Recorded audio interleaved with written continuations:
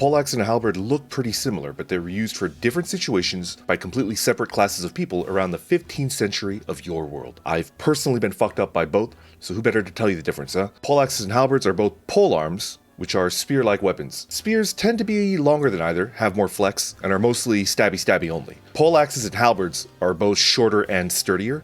They can kill you in lots of really fun ways. Let's get into it. Poleaxes were used by the rich, halberds were used by the poor. The poleaxe was a knight's weapon designed to slay other knights in duels. Since both would usually be in heavy armor and were both unmounted, it was shorter than a halberd and usually had a hammer-looking doohickey on one end of the spike. This hammer could easily cave in a skull right through a high-quality helmet. It was gross. Homie's brains would be gushing out through his ears and nose. Ugh. And the halberd was a peasant's weapon designed to be used en masse against mounted enemies. Because of this, it was about a foot or so longer than a poleaxe.